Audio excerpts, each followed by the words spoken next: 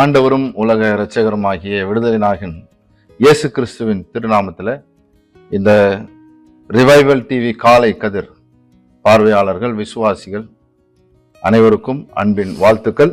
இது பண்டிகை காலமாக இருக்கின்றது. ஆகவே கிறிஸ்து இந்த உலகத்திற்கு நம்மை போல மனிதனாக வந்து நம்ம மத்தியிலே வாழ்ந்த அந்த நிறைவை காணுகின்ற இந்த கிறிஸ்துமஸ் பண்டிகைக்குரிய வரப்போகிற புதிய ஆண்டுக்குரிய வாழ்த்துக்களை உங்கள் எல்லாரோடும் நான் பகிர்ந்து கொள்வதில் மிகுந்த மகிழ்ச்சி அடைகின்றேன்.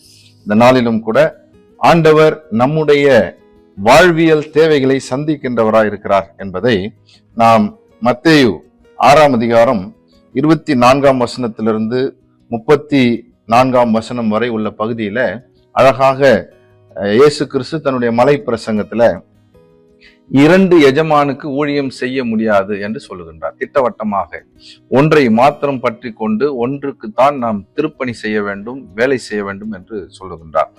24ஆம் வசனத்தில் அதை அப்படி துவங்குகிறார். எவரும் 2 தலைவர்களுக்கு பணிவிடை செய்ய முடியாது, ஏனெனில் ஒருவரை வெறுத்து மற்றவரிடம் அன்பு கொள்வார், அல்லது ஒருவரை சார்ந்து மற்றவரை புறக்கணிப்பார் என்று.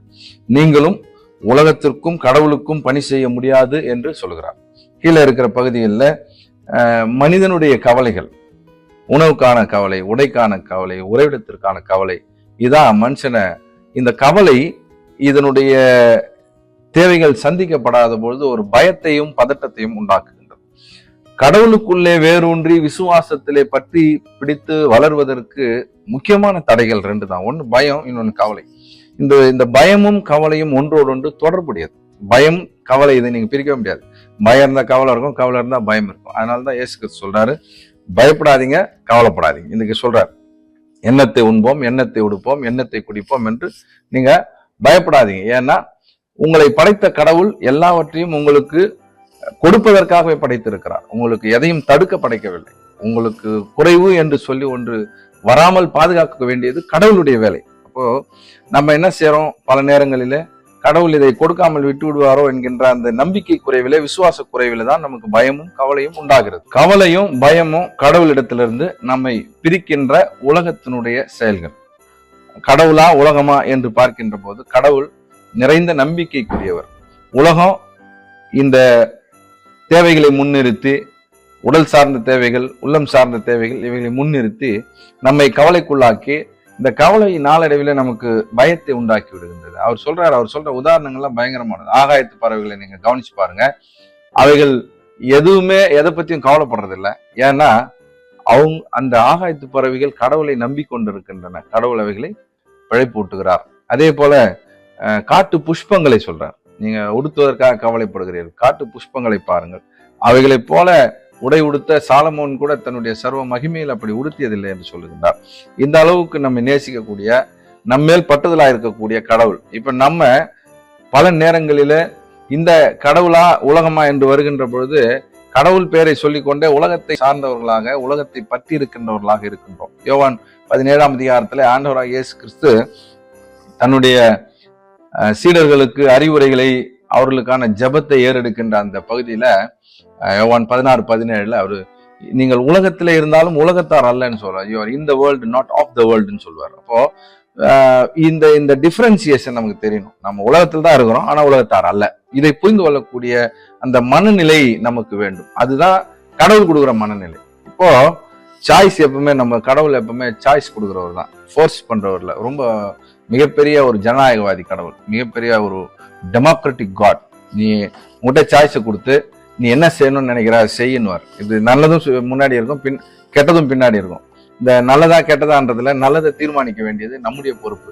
உலகமா கடவுளா என்று நம் முன்பாக வைக்கப்பட்டிருக்கின்ற இந்த சாய்ஸ்ல உலகத்தை தேர்வு செய்கின்றவர்கள் தான் நிறைய. இதுல பரிசுத்தவான்கள், விசுவாசிகள், திருப்பணியாளர்கள், ஊழியர்கள், இவரெல்லாம் கூட ஏராளம். ஆனால் நமக்கு தெளிவாக, திட்டமாக நம்முடைய குறிக்கோள் இதுதான். எனக்கு கடவுள் தான், 2 எஜமானுக்கு நான் ஊழியம் செய்ய மாட்டேன். என்னுடைய வாழ்வினுடைய எல்லா நோக்கம் எல்லாமே என் ஆண்டவனுக்கு என்று அர்ப்பணிக்கின்ற போது இந்த பயமும் இந்த கவலையும் நம்மை விட்டு நீங்குகின்றன. எபிரேயர் 12ஆம் அதிகாரத்தினுடைய 1வது 2வது வசனங்களை நீங்க படிக்கும் போது எல்லாம் உலக கவலைகள், பாரங்கள் எல்லாவற்றையும் உதறி தள்ளிவிட்டு விசுவாசத்தை துவக்குகிறவரும் முடிக்கிறவருமாகிய இயேசுவை நோக்கி நமக்கு நியமிக்கப்பட்டிருக்கிற ஓட்டத்திலே பொறுமையோடு ஓடக்கடவும் என்று சொல்லுகின்றார். Jesus the pioneer and the perfecter of our faith. நம்முடைய விசுவாசத்துடைய துவக்கம் அவர் தான், முடிவு அவர் தான். அவர்ல துவங்கி இருக்கிறோம், அவரில் தான் முடிக்க போகிறோம். அதனால வேற காரியங்களை உள்ள கொண்டாட வேண்டாம். அது எதுவாக இருந்தாலும் சரி, எல்லாவற்றையும் பின்னுக்கு தள்ளுவோம், இயேசுவை முன்னாக வைப்போம். கர்த்தர் தாமே இந்த திருவார்த்தைகளை கொண்டு நம் அனைவரையும் ஆசீர்வதித்து காப்பாராக. ஆமென். ஜெபம் செய்வோம். அன்பு நிறைந்த ஆண்டவரே, இந்த ரிவைவல் தொலைக்காட்சி வாயிலாக இந்த ஜெபத்திலே பங்கு பெறுகின்ற ஒவ்வொருவரையும் கருத்தில் ஒப்பு கொடுக்கிறோம். ஆண்டவரே, உலகமா ஆண்டவரா என்று பார்க்கின்ற போது, உலகமா கடவுளா என்று பார்க்கின்ற போது, எங்கள் எஜமான் கடவுள், அவருக்கு தான் நாங்கள் பணி செய்வோம், அவரை தான் பற்றி கொள்வோம். இரண்டு எஜமானுக்கு ஊழியம் செய்ய எங்களுக்கு விருப்பம் இல்லை. ஒரே எஜமான், ஒரே நோக்கம், ஒரே கர்த்தர் என்று சொல்லி உம்மை நோக்கி பார்க்க உதவி செய்யுங்க. தாழ்த்துகின்றோம், ஒப்படைக்கின்றோம். இரட்சகர் இயேசுவின் மூலம் ஜெபிக்கிறோம் எங்கள் நல்ல பிதாவே. ஆமென், ஆமென்.